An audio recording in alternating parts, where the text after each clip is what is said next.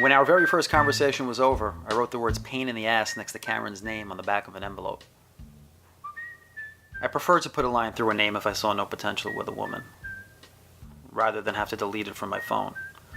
Envelopes were disposable, easily forgotten.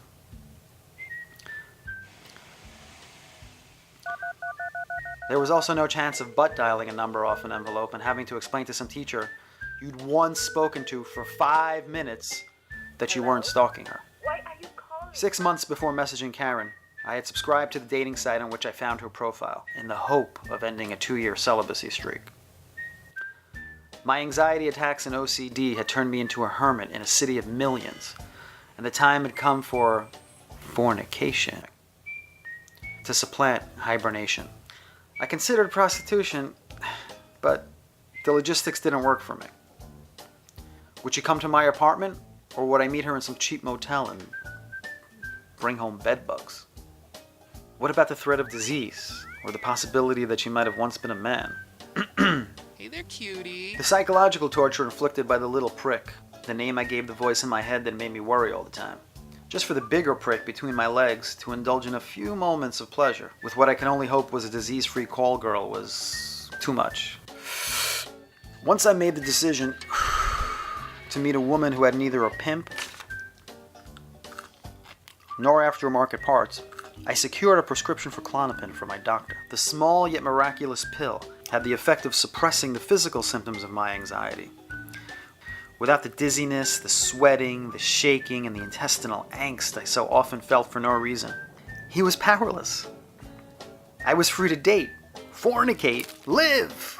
With each of my jokes that the women I met laughed at, with each coquettish gaze, my confidence grew. And I began to relish any opportunity to stifle the little prick, so that his big brother, the prick that really mattered, could come out of his forced retirement. Now that the evil Hyde was being squashed, my Jekyll, or miraculously, my Schmeckle, was being unleashed throughout the New York metro area. I listened to women complain about the woefully neurotic men they were fishing out of a New York City dating pool. There was the man who was a vice president at some bank, but he said it was only fair to split the check because there's a recession out there. There was the man who was like 45, but wanted a woman with huge tits so there'd be enough to suck on for him and the babies he wanted to have. There were the men who would text pictures of their genitals in lieu of an introductory phone call. And then there was me. The one described by different women as so cool and so normal. So normal. At first, I felt guilty, like an imposter. These women didn't know the real me. The real me made the tit suckers and cock texters seem just a little strange.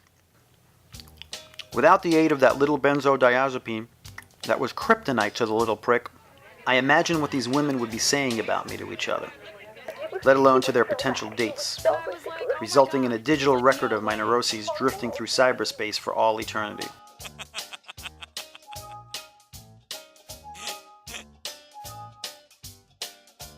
Ew. I lay in the bed of an accountant listening to her pee, and I had a post-coital epiphany.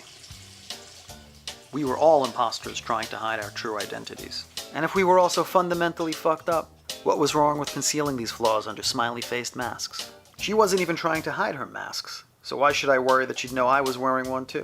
But she was inextricably attached to her Israeli ex-boyfriend, Yuda, she explained, after I asked to see her again. And it wasn't fair to me, or to her, or to Yuda, even though he was supposedly a jerk if we continued seeing each other. The blow of being rejected was softened somewhat by the vision of a wrinkled Jedi master replacing me in her bed. But I was also horrified by what she had exposed about me. I was way more screwed up than a functioning addict with an unhealthy attachment to some jerk. She was at least passionate about someone, in love even. I had no real interest in any of the women I'd been with, other than using them to prove to the little prick that he was no longer in charge. They were distractions. But little more.